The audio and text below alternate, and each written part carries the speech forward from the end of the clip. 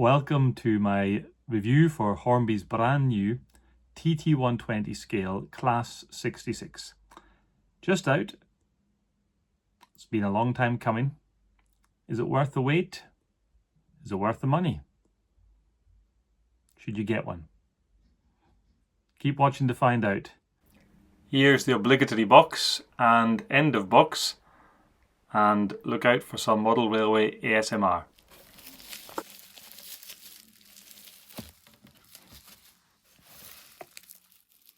Okay.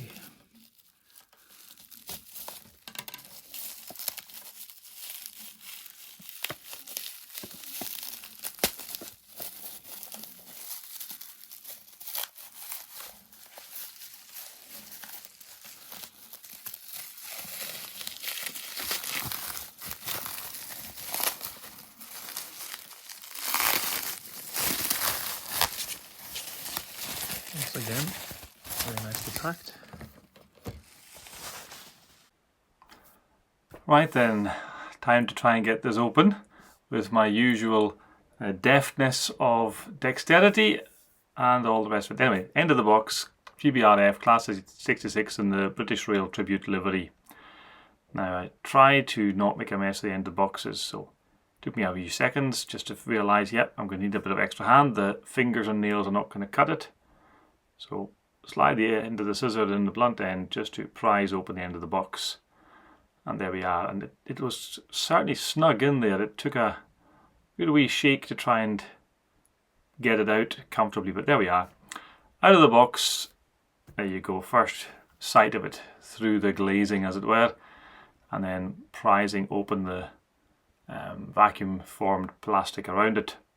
It's got its usual sleeve, of course, and instructions at the back. So we'll tease you a little longer. Let's get the instructions and open them up. Here we go. Class 66 Cocoa. So front page is really absolutely routine. Nothing really there to be seen. Nothing that's going to shock anybody watching this channel, I'm certain. So feel free to pause and read if you want, but there's nothing there that is going to catch you out. So on the inside, we'll get some more interesting parts. I suppose there's the lubrication on the axles of each bogie, and there's a separate buffer beam detailing available for you if you choose to use that, and that also is great. Body removal, removing the body, 2 clips on each side of the chassis. Generally put the body sides away, carefully get the body off. So it's a fairly simple clip mechanism. DCC decoder, not fitted. Fit one is shown. Space has been allowed in the body for a sugar cube speaker as shown in figure 4. So there we go. And that's that.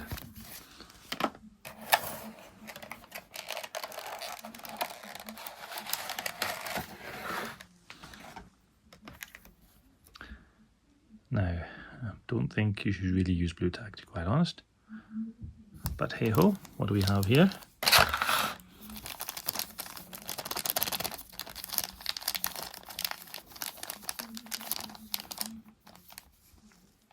Okay, so we have the buffer ends.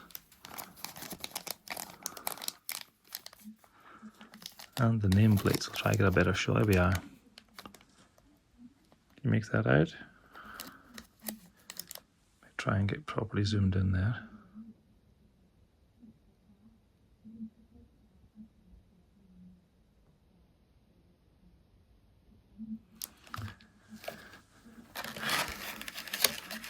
Feels good and weighty, but then we're used to that now. I think we're expecting that now. Oh yes, it's weighty. Oh yes. Yes.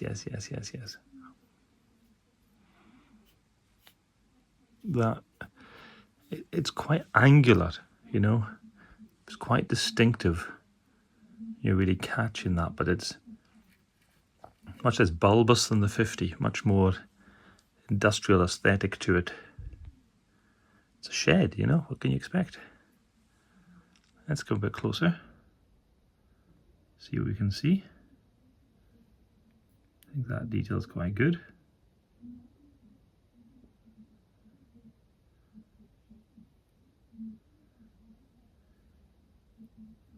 Let's look underneath. Are we over oiled? Yes, we are. You can see here. That's quite common, definitely worth wiping that off before you proceed further. See if anything on the other side so much. A little, not perhaps as much.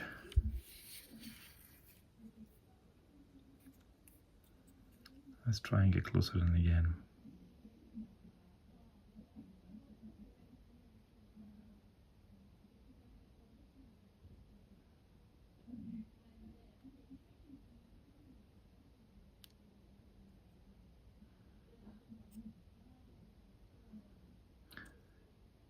Printing on the corrugated side is very good. Not easy to be done that. Try and put the light on, give us a bit more detail. There we go.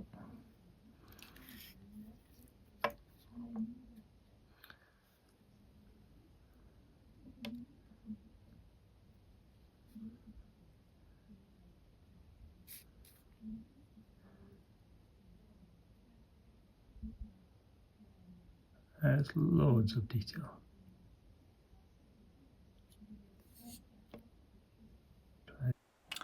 Right, let's try and get right in there. You can really see how much effort you put into the printing, the warning labels, the tonnage, the separately fitted handrails on the upper and lower part of the body there. There's a phenomenal amount of work's gone into preparing this just so, and definitely worth all the effort that went into it, I would suggest.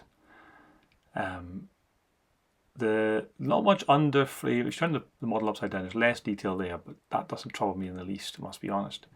The grills look fantastic, really stand out. And if you look at that, can you pause that? If you want to pause it, GM is there, GM and Arch, because it's a GM product, the Class 66, and you need the high definition lens to have a chance of picking that out. It's so finely detailed, but it is there. And I think that attention and effort has been very well rewarded. Very, very well rewarded. So yeah, that is great to see. So yeah, front end, I think the colour is spot on. Maybe a little bit more glossy, but I would have liked, but I don't know if that's prototypical or not. I'm no expert. But it's packed. Everywhere you look, you see little flourishes of excellence. I think it's fair to say so. You won't be disappointed. So there we go. Brilliant product. What about the weight? Bang on 200 grams. Now, what about, is it straight? Oh yes, straight as a ruler. But anyway, the length, straight, just gives you some idea of dimensions here. So you can some concept just how small this is. The pictures are so good sometimes in high definition cameras, you can't always tell that.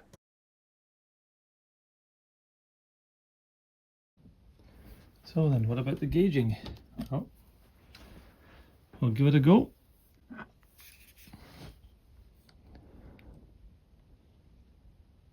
Start here.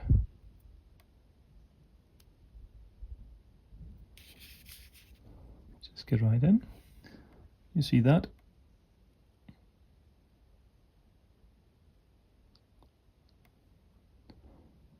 .02, 10.02, 10.01. Try the other bogey.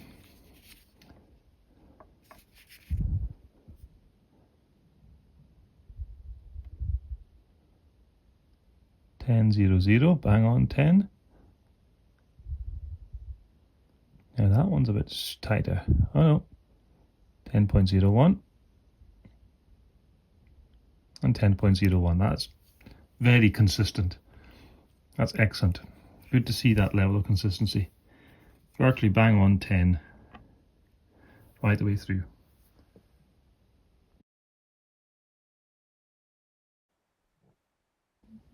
Always worth testing if your model has nice and free moving kinematic couplings, because that can cause derailment. So double check that when you get the model. This one, as you can see, no problem at all, back and forth, but definitely double check it.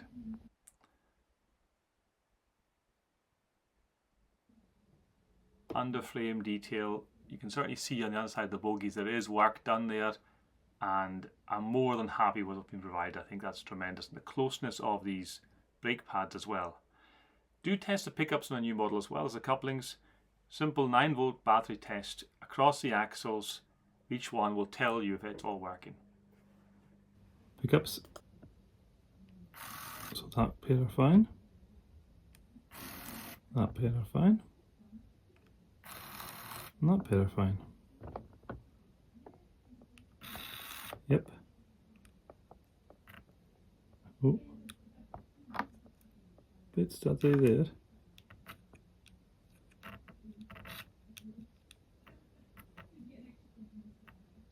Again a little bit.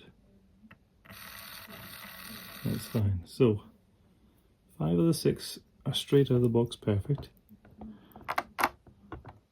This one we just need a bit bedding in.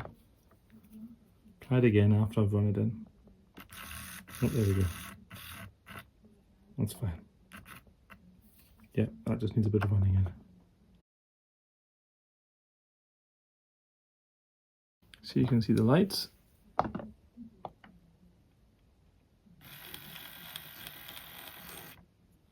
And reverse. Okay. Swap around, test the lights the other side. This is all just DC, of course. There's the reds. And there's the light. Great.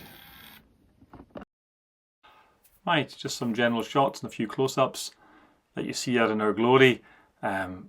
My fancy high-tech turntable, not at all just been turned by hand, and not at all just borrowed from my daughter's baking cupboard for icing cakes. You can see the interior detail there. It really is impressive at this scale. And the front lights, it's all there.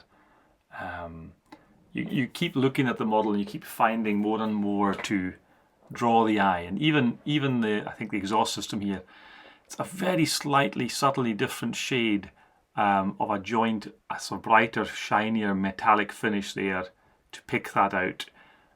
All the shutterings, all the kind of top hatches and so on. The grille is brilliantly detailed, and I think crying out there, a little bit of weathering is calling me for that if I get brave. Don't like that first bit of weathering on a pristine model, but I think it's coming.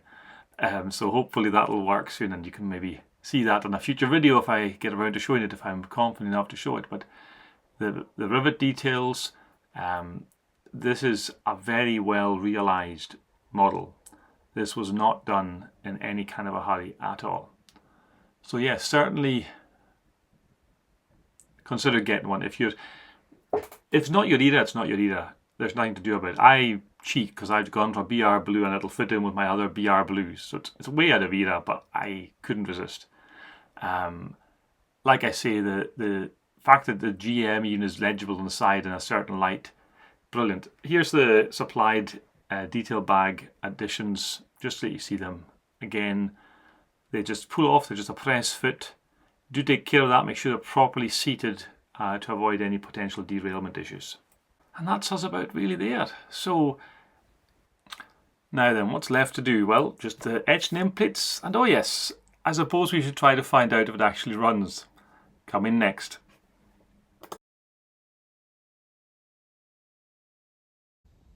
So there she is down on the track. Now, does it run? One way to find out.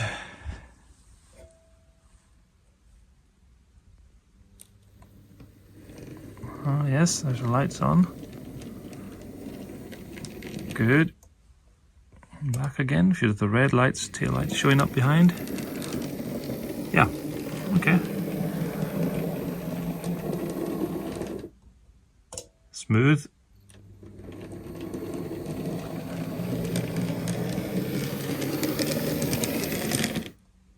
Great.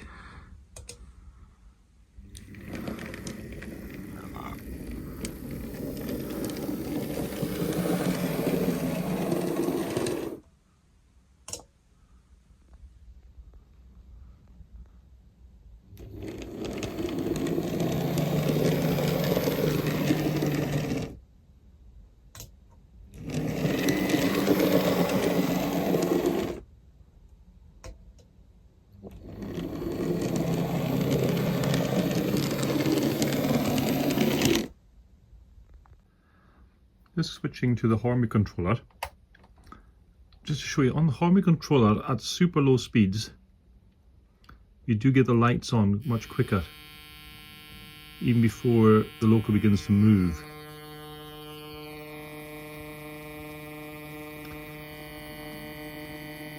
Perfectly smooth, but you get that horrible buzzing sound.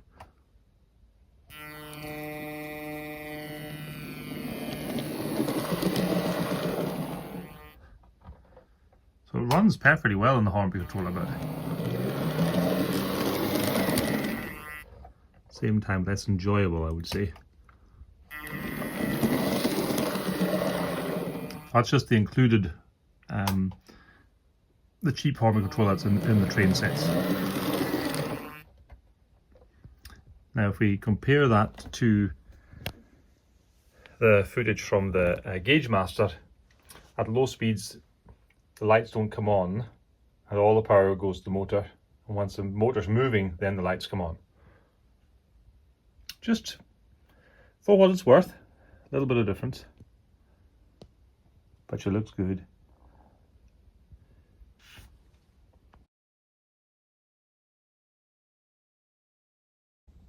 Now, what about the couplings?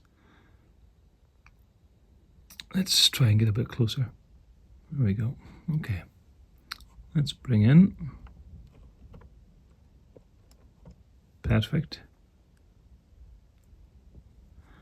And do the uncouple.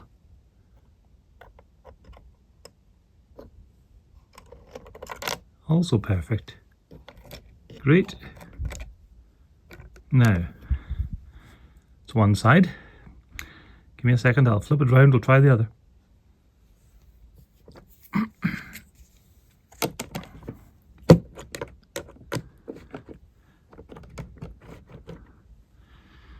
Okay, here we go.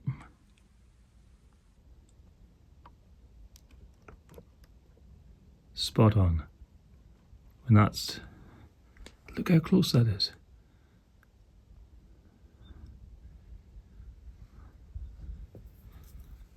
That really is close. Just even to get the uncoupler in there is a bit of a test. And away it comes again. Perfect, really good.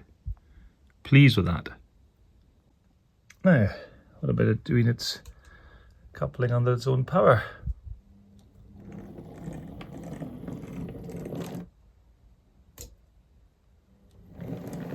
No problem. Yep, this is a good one. Well done, Hornby.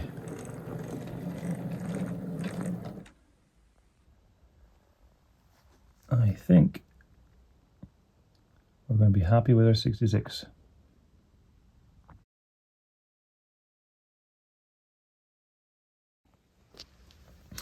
How slow can you go? How slow can you go? Right, let's see what we've got. How slow? Yep, that's moving. Quite a lot of humming from the motor, but oh, I think it's stopped now. It's not stalled. Bit lurchy. There we go.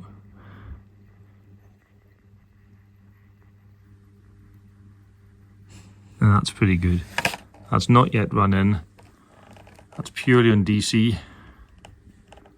It's a Gauge Master, but it's an old Gauge Master. And that's perfectly smooth really at that speed. Now that's, let me see, showing at about 15, 16 or so on the Gauge Master controller.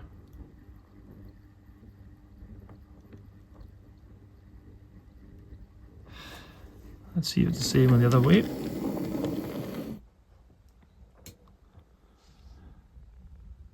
Turning up. There she is. Probably just slightly slower actually. That's lower on the gauge mass, that's about 15.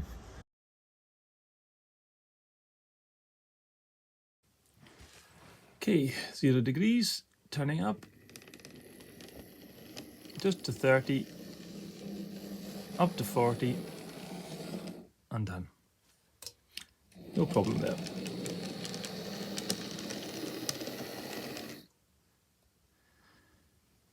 Right, let's give a bit of an angle to this. Time for some of my other friends, my books.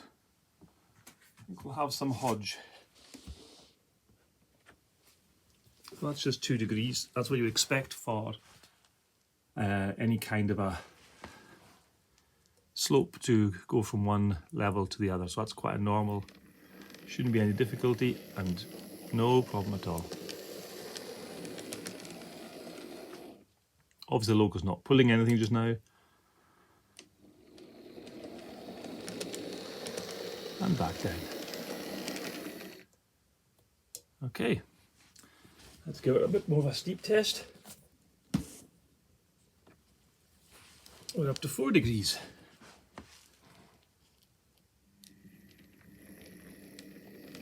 Yeah, no difficulties, no wheel slips, plenty of power to spare. Put it right up to 60 there on the way back.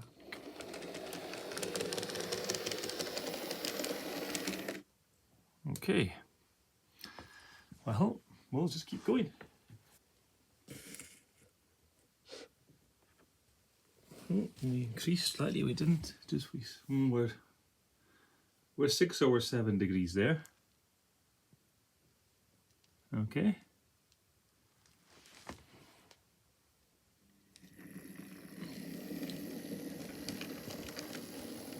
And that is no problem.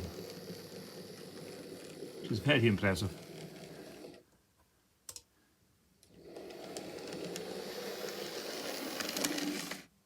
Now a bit of slippage and stopping there, that was interesting. Let's try that again. Oh, it's slipping there.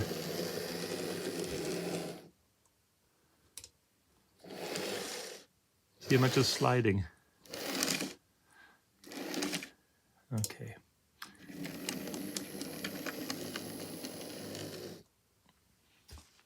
Right, well, we'll add a smaller book, I think.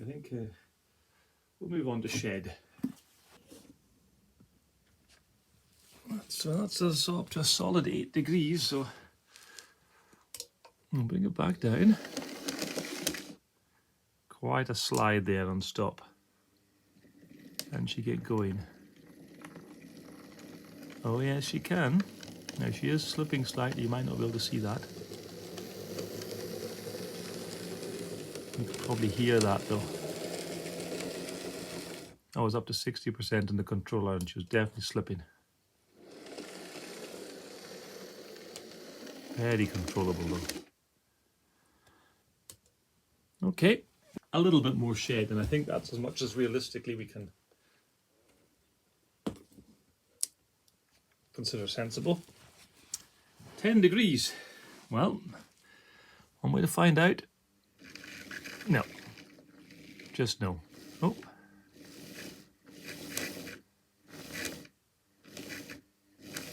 No, that's a no. Because I tested the 50 with these old coaches, I'm going to use the same rolling stock exactly, just for consistency. So bring it forward a little bit so I can get the coaches in.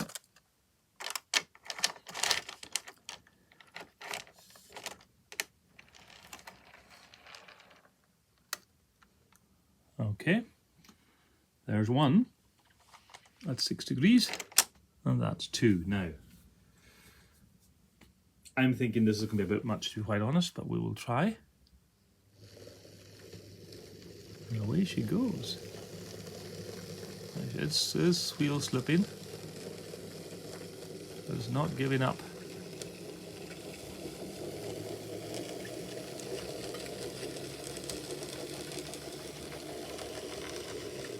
Look at that. Wow, I wasn't expecting that.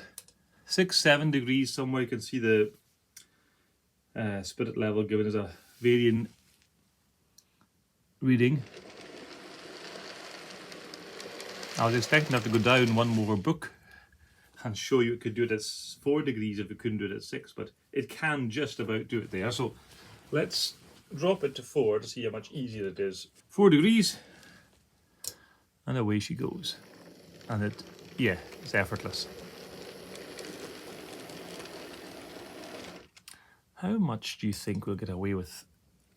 I haven't got enough rolling stock to test it, to be quite honest. Let's see what we can find. That I don't think will make sufficient difference. No, no problem. Okay, let's put on one of the newer freewheeling tankers. There we go. Now to bring it back down, which of course you can do.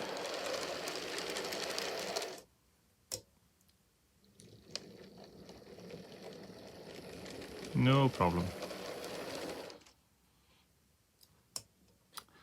Right, get more creative. That was actually the worst running of all of them. The black. Bring it down. Bring it back up.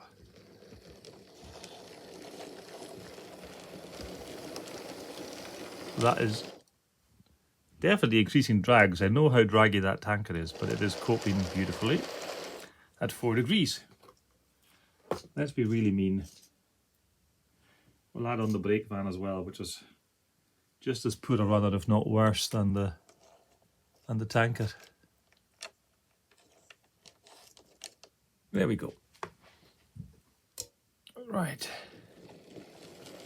And away she goes. Well, I would call that more than adequate.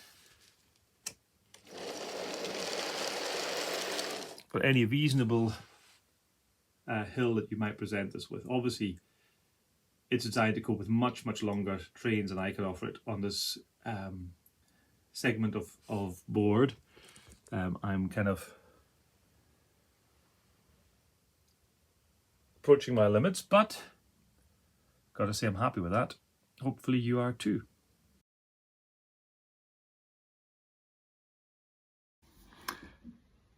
So what do we think? What do you think? This might not suit you. You might think it's too expensive. If it is too expensive, don't buy it. It's not necessarily what we can absolutely afford, it's what we can justify, what we should spend money on. And we shouldn't go hungry, we shouldn't not heat our homes, we should not clothe our children to get a Class 66. That would be insane. If you have some hobby money available for this, and that's what you like, and you have that budget, then by all means. It's not cheap, but it is good. I think it's 159. If you were one of the ones who pre-ordered it, when they first came live for pre-orders for the whole TT120 announcement 2 years ago and more, then with the discount applied, all the rest of it for all the free club membership, you are paying about 80 something pounds for this, which is phenomenal value. Phenomenal value. Others will be paying about 120 to 130 depending on when they jumped on board. Now it's up to 160, 150. That £80 price mark always seemed unreasonably cheap. And I kept trying to wonder at that point, when the 50 and the 66 were both just announced but nowhere near ready for production. What's the difference? Why is the 50 so much more expensive? Why is the 66 so much cheaper? What's wrong with the 66? Nothing's wrong with the 66, as it turns out. So if you got it at that price, well done you, bargain, pat on the back, you know, well done. Oh, affiliate links below, of course, yes, you know, usual story. You know the way it is now. Price, it depends entirely on your own circumstance if it's worth it to you. Performance, you're not going to complain. I'm running this on DC only so far, on the cheapo Hornby controller, on the rather old Gauge Master that's 30 odd years old. No problems. The problems are the controller. The Hornby one is, you know, it gives you that horrible buzzing noise, but in terms of the actual performance of the loco, first class. You can't fault it, can't blame it, can't find anything there. It will crawl beautifully. It is silky smooth through the ranges. It needs me running a little bit, that's on me, but the performance is all there. Features, what features can you reasonably hope to get in something that's about this size? So it's got its 5-pole motor. It's got bearings on the axles. It's got flywheels. It's got a full lighting package, directional lighting, cab lighting, additional lighting. It's got sound options if you choose to go the HM7000 route, which itself is infinitely variable. Able to be updated on the fly, able to be controlled from your tablet or device in any way you like, or just traditional DCC. It's got that built in. 8 etched nameplates, additional buffer beam detailing if you want to remove the couplings, or at least one end that's detailed up fully. So that is, I think, in terms of features, you have nothing to complain about. And the quality's there too. That nothing fell off mine, nothing was broken in the packaging, nothing was missing from the packaging that I know of, at least. A tiny, and you'll see by the fact that I raised this as an issue, how tiny. In terms of quality, this tiny issue, like I say, it is really tiny. I appreciate the clip-on body is a lot easier than the screw-on body before, because you had to kind of awkwardly twist the bogies. You had to kind of get a very fine screwdriver. It was hard to get the screws back out. It was a faff. It was not difficult, and you only do it really once or twice, but the clip-on off is easier. I haven't shown that yet, but hopefully when I get the HM7000 chip into it, I'll do another brief update video just showing the sound profiles and so on, and I'll show that being done. But that makes it easier. But I would still prefer a screw-on body that was done in a sensible way, with the screws that are easily accessible, that don't require origami to remove. Small matter, make of it what you will. And the other, even more tiny matter, detail bags. Please give us a resealable detail bag. Loads of people might want to fit the etched nameplates, and don't say they need stuck on by blue tack, but anyway, but they won't want to fit the buffer beam detailing. But to get at the etched nameplates, you have to break open the bag, which risks losing the buffer beam detailing, in order to get to the other bag inside it, which had the bag of the etched nameplates. Why? What's going on? So that's a tiny thing in every way, to scale and in terms of complaints.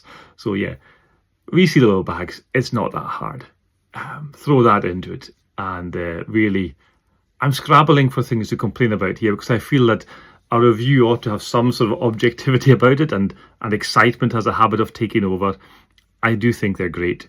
If you get one, I'm sure you won't regret it. And good start to the 66s. There'll be more liveries released, I'm sure. The sound fitted ones, I think, are getting into people's hands now. So yeah, let me know what you think. If you've got one, let me know your experience. If you're on the fence, anything I've missed out from this review that you would have really liked to see, and that's the question you actually wanted to know the answer, and of course I've missed it, let me know. Thanks.